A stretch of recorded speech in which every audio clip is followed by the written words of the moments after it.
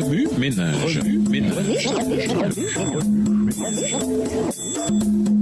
Bienvenue dans votre émission Remue ménage. Nous voilà au dimanche 25 septembre. Des réponses à nos questions. Pourquoi souffrons-nous? Lisons Job 4, les versets 7 et 8. Job 4, les versets 7 et 8. Cherche dans ton souvenir, quel est l'innocent qui a péri? Quels sont les justes qui ont été exterminés? Pour moi, je l'ai vu, ceux qui labourent l'iniquité et qui sèment l'injustice en moissonnent les fruits. Le livre de Job aborde plusieurs questions importantes que l'on retrouve couramment dans l'expérience chrétienne. La question la plus fréquemment posée est sans doute la suivante. Pourquoi souffrons-nous? Les amis de Job étaient convaincus de la relation directe entre le comportement et les bénédictions ou les malédictions de Dieu. Si on souffre, pensait-il, c'est parce qu'on a fait quelque chose de mal. Par ailleurs, il n'arrive jamais rien de mauvais aux bonnes personnes. C'est à la fin du livre de Job que Dieu, en colère contre les amis de Job, réfuta leurs fausses théories. Et pourtant, bien qu'il eût dénoncé clairement en tant qu'erreur, les gens étaient encore persuadés de cette croyance erronée à l'époque de Jésus. Luc 13, versets 4 et 5. Malheureusement, elle est encore courante de nos jours. Le livre de Job nous donne un rare aperçu du ciel et la vraie raison de notre souffrance.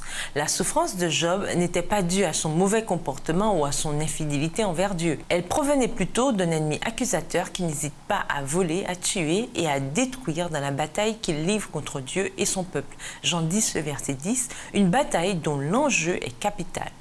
Par exemple, Job souffrait en raison de sa fidélité envers Dieu, pas du contraire. Pourquoi servons-nous Dieu? Lisons Genèse 4, verset 8. Genèse 4, le verset 8. Cependant, Caïn adressa la parole à son frère Abel. Mais comme ils étaient dans les champs, Caïn se jeta sur son frère Abel et le tua. Satan accusa principalement Job de ne servir Dieu qu'en échange de ses bénédictions et de sa protection. Certains versets bibliques peuvent donner à penser que Dieu récompense la fidélité par ses bénédictions et sa protection. Voir Deutéronome 28, Somme 1, verset 1, Proverbe 11, verset 6. Cependant, il faudrait ignorer de nombreuses autres portions des Écritures pour maintenir une telle interprétation. On peut citer le dernier chapitre de Job pour prouver que Job s'est mérité une récompense en raison de sa fidélité. Mais l'histoire n'est pas aussi simple que ça. Pour faire cadrer le livre de Job dans ce paradigme théologique particulier, on doit mettre de côté tout ce que ce patriarche a d'abord souffert. L'heureuse fin même de son histoire ne lui rendit pas ses 10 premiers enfants. En outre, lui-même finit par mourir. Dans l'histoire de Job, comme tant d'autres histoires de la Bible, on ne peut conclure à une théologie où seules les bonnes personnes sont toujours bénies et protégées. Jetez un coup d'œil sur les récits suivants. Premièrement, Abel. Il fut le premier être humain assassiné. Le mobile. Uniquement la jalousie. Dieu avait accepté son sacrifice, Genèse 4, verset 8, mais repoussé celui de Caïn. Deuxièmement, Uri, homme juste et l'un des meilleurs soldats en Israël. Il fut tué par le roi David, loin de Dieu. 2 Samuel 11, les versets 6 et 17. Troisièmement, Jean-Baptiste et Étienne. Ces hommes de Dieu remplis de piété furent éliminés parce qu'ils avaient exprimé une vérité non désirée. Matthieu 14, versets 6 à 10, Acte 7, versets 51 à 60. D'autres récits sont plus difficiles à classer. Premièrement, Élie, ce prêtre qui avait élevé Samuel pour qu'il devienne un puissant homme de Dieu et un grand dirigeant spirituel, ne réprimanda pas ses propres fils dont le comportement était hautement répréhensible. Il mourut brusquement en tombant de son siège. 1 Samuel 4, verset 18. Deuxièmement, le roi Josias, mieux connu pour les réformes religieuses et spirituelles majeures qu'il initia et par lesquelles il ramena ainsi de nombreuses personnes à Dieu. Josias fut tué lors d'une bataille tandis qu'il essayait d'empêcher un roi étranger d'obéir à la volonté de Dieu.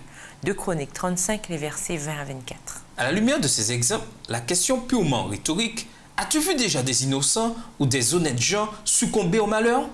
d'Éliphaz, l'ami de Job, est clairement fausse. Ceux qui font le bien et servent Dieu mourront un jour, tout comme ceux qui font le mal. Pourquoi de mauvaises choses arrivent-elles à de bonnes personnes? Lisons Ésaïe 53, le verset 5. Ésaïe 53, verset 5.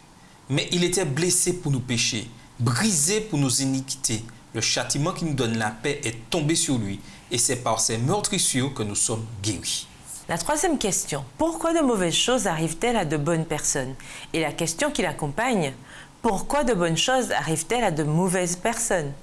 Se fonde sur la supposition que nous n'avons pas reçu les bénédictions et la protection que nous estimons avoir méritées ou qui ont été promises. Elle repose sur la même supposition de base, à savoir une relation directe entre notre comportement et les bénédictions divines.